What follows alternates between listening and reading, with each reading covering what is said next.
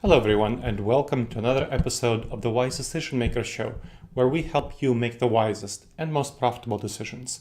And today we'll talk about remote work and why much more flexible models will win this fall rather than the more traditionalist coercive models calling all workers back to the office. We've seen this summer the battle over remote work really heating up. We see traditionalist leaders like Google. So Eric Schmid talked about how he's a traditionalist leader, and he's the former CEO of Google, but he still represents Google's ideas, and he wants people back in the office. And Google is definitely pushing to get people back in the office for at least 3 days a week. Tesla, Elon Musk has said that, and same for SpaceX, that all employees must go back to the office for full-time week. So they need to work completely from the office. So they're opposing remote work. They're trying to coerce their workers who worked well, fine, very productively remotely to get back in the office. And we know that remote workers are actually more productive than in-office workers on average. We have a lot of research showing exactly that. So this demand is leading to employees resisting this coercion. They're resisting it in a number of ways. A number are simply resigning, including in Apple. So Apple is another one of these companies that is trying to force its employees all back to the office 3 or more days a week. And the head of its AI division resigned, saying that it's because Apple's policy is so inflexible. And of course, many lower-ranking people are resigning for similar reasons. Even people are threatening strikes. So the Google Maps division, they threatened a strike unless Google delayed their return to office, and they got a 90-day delay. Signing lots of petitions, so they're doing public activism, which is unusual for people at Google, Apple to be public about it. So criticizing management publicly, not only signing petitions, but publicly expressing criticism, and of course, leaving for more flexible rivals. Rivals like Amazon or Facebook or many other companies like Applied Materials that are offering much more flexibility to their workers. And these are folks who are desirable: software programmers, other folks, specialists, data scientists. Anyone who can work remotely, whose work can be done remotely, has a lot of desirability and can find a job elsewhere. Now, we need to understand what's happening and why I say that remote work will win this fall. That's because we have new COVID variants that will really cause more of a shift to remote work than we have right now. We have government, Anthony Fauci and others are warning that new COVID variants this fall could cause as many as 100 million infections. Maybe more, maybe less. The most dangerous one is BA5, and you've probably heard about it. And there are newer ones coming out that we don't know enough about yet that might prove pretty dangerous. So there's a version of BA2 that looks like it's pretty dangerous. It has potentially even more vaccine escape than BA5. But so far, not enough research has been done on that. So let's talk about BA5. What we know is that it has become the dominant variant in the US and elsewhere in Europe, most European countries. It's more resistant to immunity, whether from vaccines, whether from prior infections. It's also more transmissible, so it's easier to transmit. Not only are we less protected, whether from vaccines or prior infections, but it's more transmissible. And it seems from initial studies that it causes a more severe illness. So that sucks. That's very unfortunate. And that combines with the fact that in the US, due to bickering between the parties, government funding for COVID, addressing problems for vaccine development, for pills like Paxlovid, so treatment of COVID, has been dramatically cut. We spent over many trillions of dollars, spent several $1 trillion on addressing COVID, and now we can't spend in the tens of billions to prevent COVID from hurting us further. It's unimaginable. It's very hard to imagine this is the situation, but it really is. So it's pretty terrible. Now, what's the implication? So this is the reality that we're facing. And this is an election year in the US. It might not get better, it might get worse. So the implication is that COVID reinfections also are an issue. So we'll have a lot of people who will get reinfected with COVID. If you got infected the first time, again, BA5 escapes your immunity. So the immunity from prior infection is much less effective against BA5, unfortunately. So vaccines also are becoming less effective over time. So both vaccines and prior infections are becoming less effective over time, causing us to be more vulnerable to getting reinfected with BA5 or getting infected in the first place if you had a vaccine. And unfortunately, the booster effort is pretty far behind. We have not updated the booster to match the new strains that are being developed.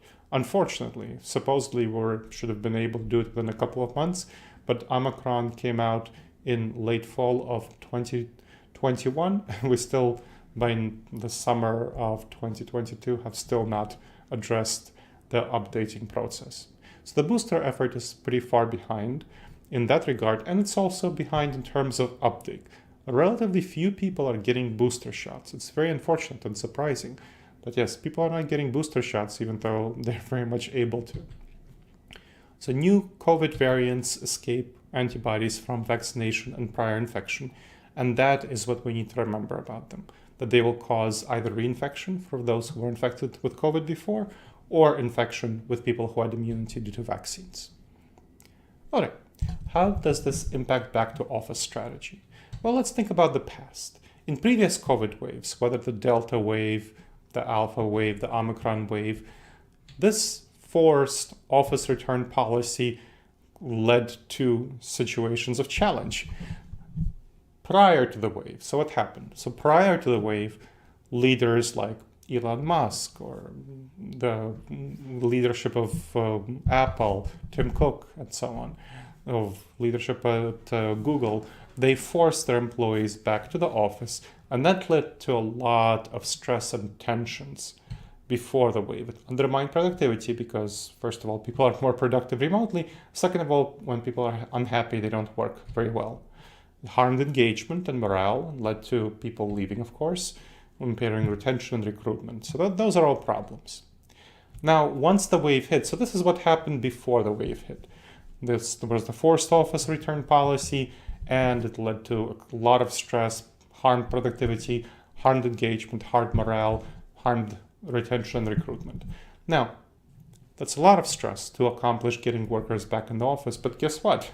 Once the wave hit, you can look at back and look at the newspaper articles on what was happening when the Delta wave was hitting and the Omicron wave was hitting. All of these companies rolled back their back to the office policies, right? They later rolled them back. And so all the stress was wasted. All the tensions, all the drama was wasted effort. And so we'll see the cycle again repeat this fall, where BA5, which has become dominant, will lead to, in the fall, when the virus is more infectious, due to both cold weather and people spending more time indoors and waning vaccine protection, that will lead to a lot more infections, as Anthony Fauci and other government officials have said. Now, why do leaders resist having more remote work? What's going on there? What's the psychology there? Well, the bosses are calling staff back to the office because they want to feel empowered. They want to feel in control. They're saying that they're losing social capital. They're saying, Elon Musk said that remote workers are only pretending to work. Google said it wants social capital. Apple wants innovation.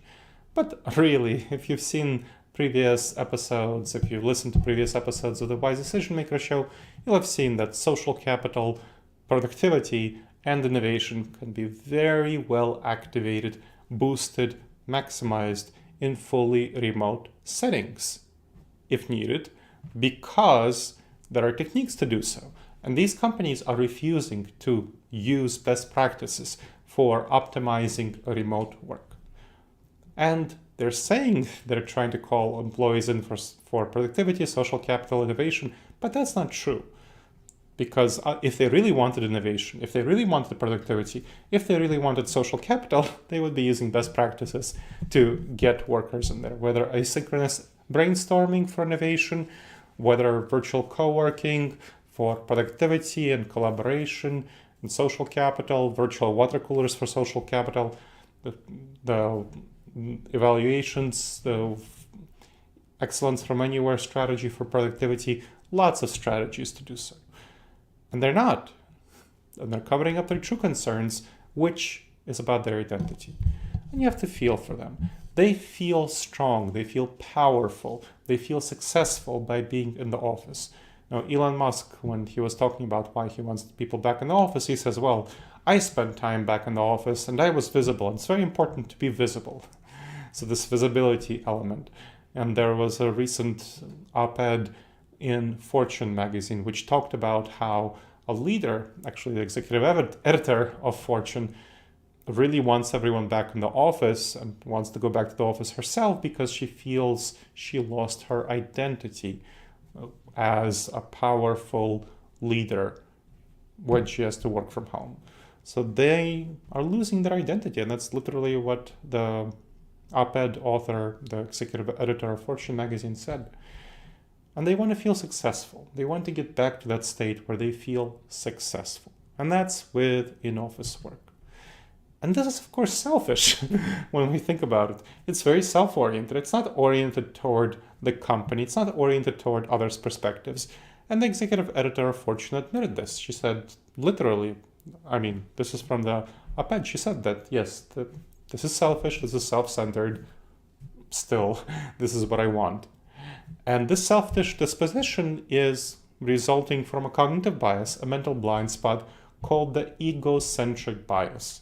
So it prioritizes your own perspective, your own needs, your own priorities over everyone else, over all others, and very importantly and problematically for leaders, over the company's bottom line. Because obviously you're going to harm retention, you're going to harm recruitment, engagement, morale, productivity, cause lots of stress, harm well-being by forcing employees back to the office. And especially in a time when it's really useless, because you'll need to roll this all back in the fall. A much better approach to the future of work is a team-led model. Not this top-down approach where you tell everyone what to do, but a team-led model where you push down, decentralize authority and decision-making to the leaders of rank-and-file teams. They should decide, along with their team members, consulting with their team members, what work arrangements serve best for their team members, and arrange for those work arrangements. So different models will be good for different business models. Different models of work will address different requirements for different businesses.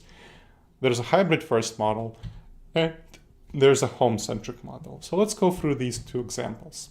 Hybrid first model, with it, again, all team-led.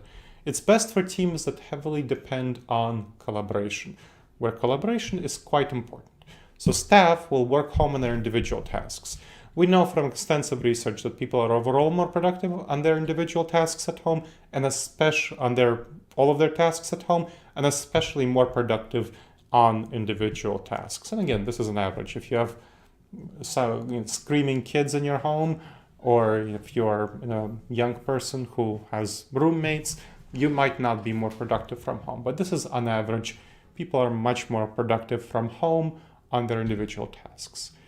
But they will also come to the office once a week. Once a week is a default. Some people like to do twice a week, but once a week I find is quite enough when I work with my clients to socialize with each other and collaborate. And of course, if you need to collaborate more intensely, you might want to come in twice a week, even 3 times a week, depending on the kind of collaboration you do.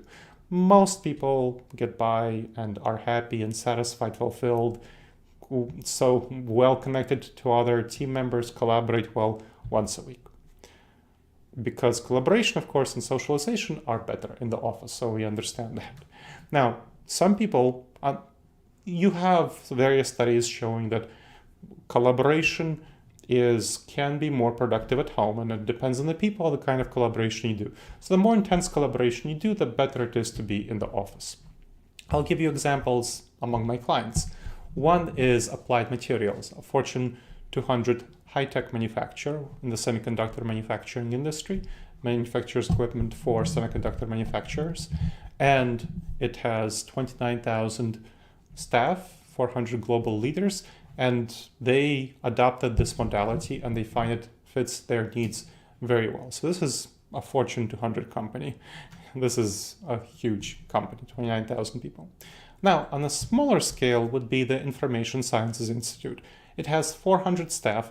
It's a data science and AI research institute. So with teams led by research directors who then manage their team members. And they were originally going to go to a 3-day-a-week model like Apple and Google. And after engaging with my content, they learned that that's going to be much better to have a team-led model.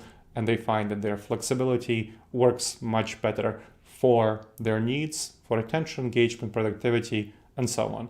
And the same thing for applied materials. They find that they had a really positive impact from, I was just talking to the Chief Human Resource Officer, Susan Winchester, who was telling me that there had a big positive impact from my research and from my expertise presenting these methodologies, which I mentioned before. Things like asynchronous, remote brainstorming, virtual co-working, and so on. Now, another one is a home-centric model.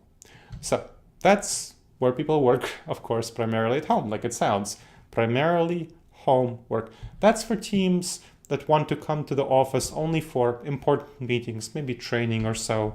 It's a better fit for organizations whose work is more individualized, less team-oriented, so you have less collaboration. An example of my client is the JAP Center for Health Research. Now, when we did the survey for that client, 85% of the staff wanted to work home remotely full-time. And they did not do as much collaboration with each other as, let's say, the Information Sciences Institute staff do, where they work in groups centered around the research director. And that's an example where home-centric model works very well for them. Now, what are the benefits of these flexible work models? Why should you employ them? Well, they give employees flexibility, and this is the top priority. When there was a recent survey that showed that when employees are choosing a job, the focus, what they're really focusing on right now in the time of the Great Resignation when so many employees are leaving, flexibility. Flexibility is their number one desire. They want flexibility of where to work and flexibility of time to work. The focus where to work is incredibly important. It addresses risks related to COVID because when COVID cases rise, then the team can spend more time working remotely. Or maybe if they want to meet, they can meet outdoors. So they're not dependent on the office. And it's much more flexible. It reflects each team's needs and collaboration activities. For some priority, they can come to the office and have more masks and more masking and whatever other. They can all take two rapid tests before they come to the office to do some collaboration. It helps companies develop leadership in the future of work. These are modalities which will determine the future of work. This is the future. We're not going to go back to the past. We're not going to go back to January 2020, no matter how much people like Elon Musk might want that. They will find that best employees are leaving their company. And overall, the future is with hybrid first and home-centric modalities. So it can maximize profits for companies overall by boosting their retention. They'll definitely very clearly retain employees more. Recruitment, obviously much more capable of recruiting employees. Collaboration, you can collaborate with people much more effectively if they're happy, if they're productive, and if you have this flexibility. So if you need to collaborate more, perhaps a hybrid first model. If you need to collaborate less, perhaps a home-centric model. Innovation, you can definitely innovate very effectively using remote asynchronous brainstorming and other techniques for whether it's a home-centric model or hybrid first model. And productivity, we have very clear research that productivity is quite a bit higher if you have people working remotely. And of course, if you have people happy, which is what you'll get: an engagement, high morale, less stress, more well-being, happy employees by having this flexible model. All right, everyone. I hope you've benefited from this episode of the Wise Decision Maker Show. My name is Dr. Gleb Tsipursky. I'm the CEO of Disaster Avoidance Experts, and I would love to hear any feedback you have on this show. Email me at gleb@disasteravoidanceexperts.com, and please leave a review on iTunes and Amazon, whatever platform you heard this show on. This helps other people discover the show and get the benefits that you're getting right now. And I hope to see you on the next episode of the Wise Decision Maker Show. So please go ahead, make sure that you subscribe to it on whatever platform you checked it out. And I look forward to greeting you next time. In the meantime, the wisest and most profitable decisions to you, my friends.